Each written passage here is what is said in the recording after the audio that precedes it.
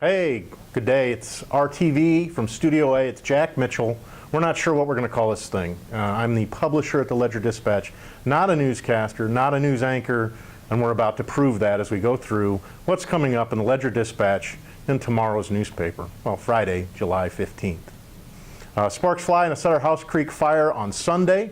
The fire started on 75 David Lane. According to Sutter Creek Fire Department, 10 fire engines, 4 paramedics, and other first responders were called in. The fire was put out quickly, but could have been disastrous for the city of Sutter Creek. You can see that in the newspaper.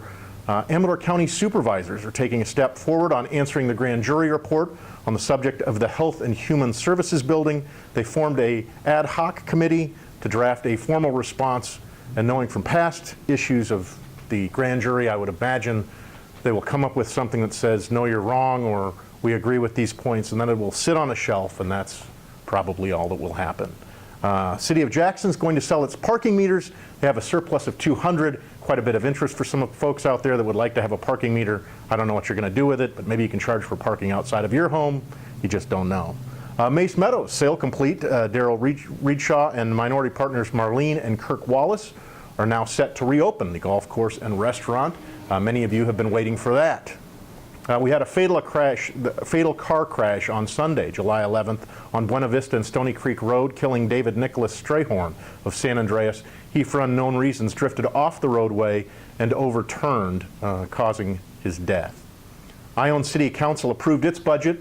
Ione Police being the major expenditure of $830,000. Fire will receive $500,000. Parks and Recreation $326,000, and Building and Planning around $200,000. The general fund will take in just under $2 million and shows a deficit of around $100,000. Sewer fund will be paying for over $2 million in improvements.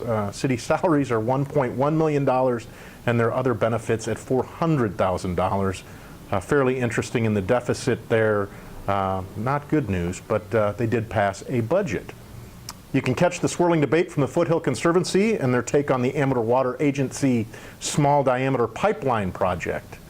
ACUSD member Joel Madashaw stepped down from the school board, so the remaining members of the school board will now decide how to handle the vacant seat. Street closures in Jackson, you guys should be used to that by now. They will remain through July for construction. The new Badger Street Bridge in Sutter Creek is underway as well. Amador County won 2 awards at the State Fair, a Gold Award and Best Commercial Built Display. The State Fair runs until July 24th. Amador County Sheriff Martin Ryan shares his thoughts after the assassination of the 5 police officers in Dallas, Texas. You can read his remarks and comments about the situation that law enforcement is facing and how it affects Amador County. Amador College Connect is at its new location in Jackson Sutter Creek Plaza, and Amador County Tax Assessor Jim Rooney provides an assessment information on the rising values of homes in Amador County. Be sure to check that out and watch your taxes. The Foothill Conservancy says the Amador County General Plan update threatens the county's future and fails local residents on the opinion page. It's a must-read. Renowned muralist Rand Huggett begins work on Tressler's Wall at Highway 49 and 88 in Jackson. That would be the gas station at the end of the bottom of Highway 88 there. You'll think everyone knows where it's at, but it's going to be cool. There was a fire on Middle Bar Road that aroused fears. There are also several fires over in Calaveras. I think in the newsroom, at least at the Ledger-Dispatch, we're starting to get concerns over whether it's a fire bug or what's going on, but if all possible, I am on call this next weekend, and I would appreciate it if no one would start a fire this weekend in Calaveras, because we're tired of driving over there. I mean, you can grow marijuana, do what you want, but just don't start the fires, because I don't want to go there. In sports, Wounded War veteran John Raymond Tackix is #1 ranked Ironman in the world. He has a chance to go to Australia to compete he salutes combat wounded veterans, and really all veterans. He's ranked #1 in the world, has a chance to go to Australia. There's a touching story. He was slated to go to Australia when he was wounded in combat, never made the trip, so he might get to make it this time.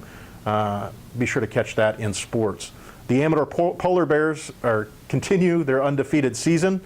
A&A shooters wrapped up their season in Las Vegas, bringing home a bunch of bling. The 43rd annual Jug and Rose race, early registration is now on. You can check out the full lineup of ACRA's events, a look at week 2 of flag football, results from Castle Oaks Twilight League, the Drink Fest is what I think what they call it down there, the 17th annual Michael Neville 3-on-3 basketball tournament, taking a 1-mile loop walk through the majestic Amador City, New Melona's fishing report, Major League Baseball, NASCAR, and a favorite pick, Miles Tomzak, All-Star Baseball High School phenom. He's committed to Fresno State, so check that out. In lifestyles, 7 young women are set to compete for the title of Miss Amador at the Amador County Fair. There's an interview with Destruction Derby driver Cameron Wilson. Taste of Amador tickets go on sale. You can meet Boy Scout Troop 159. For over half of a century, they have been returning to Plymouth. The 10th annual Open Studios Tour is coming in September. For all of you art lovers out there, there is bird watching in the birding section. This week's feature, Birding After Dark. And no, that's not dirty. That is actually a term, birding after dark. Firefighters assist with summer day campers with a cool-off. There's new vendors at the Amador County Farmers Markets that you need to check out. Also recipes for the taste of summer, a complete community calendar of events, spiritual notices, and a whole bunch more. And of course, that brings us to everyone's favorite, the arrest and call logs. This week, I looked to see if we have any favorites, and sure enough, there's a few. In the call log, an elderly man got into a verbal confrontation at the recycle center in Sutter Creek. In a church alone, a gentleman says he saw a subject lying near the bridge between Jackson and Sutter Creek. There's also a neighbor yelling at his wife, and it is upsetting the horses.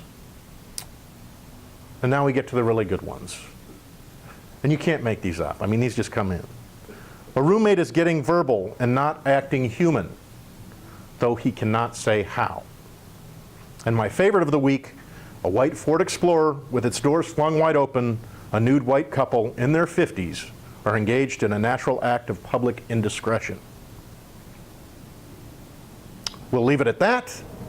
Until next time, remember to be good to each other. And if you're in a white Ford Explorer, please shut the door or find a room.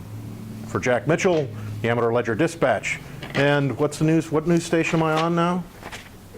RTV. RTV. Studio A. Studio A with a test run through your Friday Ledger-Dispatch. Check us out. We'll be back here next week with a look at your Ledger-Dispatch. Get out there and buy one and tune in to RTV Studio A. We'll see you soon.